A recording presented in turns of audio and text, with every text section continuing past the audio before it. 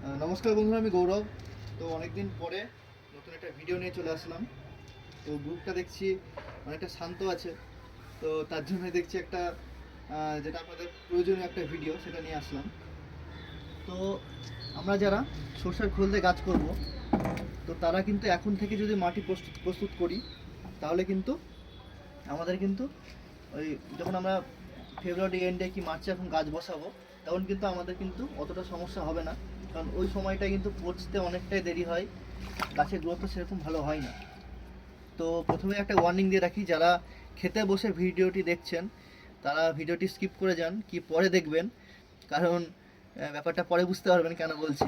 তো প্রথমে কি করব আমরা, এখানে আমার 2 গামলা মাটি আছে। আপনারা এরকম যদি বড় জায়গা হয়, আপনার 3 গামলা 4 গামলা মাটি, তার সাথে এই যে আমার 2 কেজি সর্ষের খোল আমি 1 ঘন্টা ধরে ভিজিয়ে রেখেছিলাম। এই যে 2 কেজি সর্ষের খোল, এটা কিন্তু আমি এর মধ্যে দিয়ে দেবো।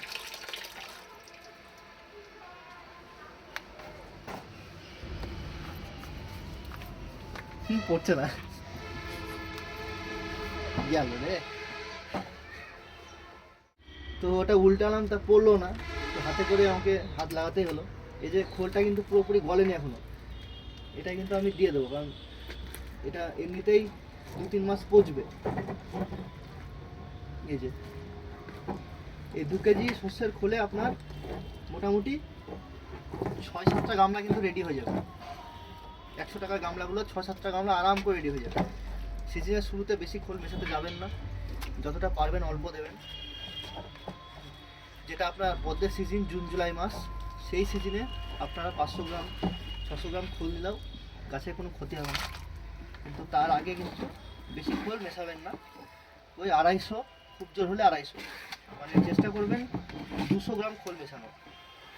কারণ সিজনের শুরুতে গাছের পক্ষে অতটা আদর্শ হয় না ওয়েদারটা। তো আমি কিন্তু সব খোলটা দিয়ে দিলাম। খোলটা দিয়ে কিন্তু আমি মেশাবো না, আমি এখানে এরকম করে রেখে দেবো খোলটা পচার জন্য।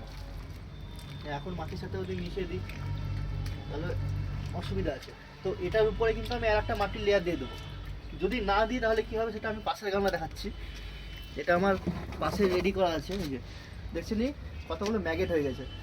একেবারে কাছ থেকে দেখালে বোঝা যাবে যে মানে মাটিতে লার্ভা মানে তৈরি করে ফেলেছে। তো এটা কিন্তু ఎందుకురా నీకు ఏసి బతుకు చి ఎందుకురా నువ్వు బతుకుతావు చి చి చి সর্ষের খোল আর মাটি মিক্স করেছিলাম বলে এই সমস্যাটা হয়েছে। আপনারা যদি সর্ষের খোলটাকে নিচে রেখে উপরে মাটি দিয়ে পচান, তাহলে কিন্তু আপনাদের এই সমস্যাটা হবে না। তো এর উপরে কিন্তু আমি আবার 2 গামলা মাটি দেবো। 2 গামলা মাটি নিচে, তার উপরে সর্ষের খোল, ওর উপরে আবার 2 গামলা মাটি দেবো। তারপর 3 মাস পচিয়ে ভালো করে মিক্স করে আমি অন্য গামলার কিছু মাটির সাথে এটা মিক্স করে চালাবো। তো এই ছিল আজকের ভিডিও। তো কোনো প্রশ্ন যদি কারোর থাকে অবশ্যই করবেন। ভালো থাকবেন, ধন্যবাদ।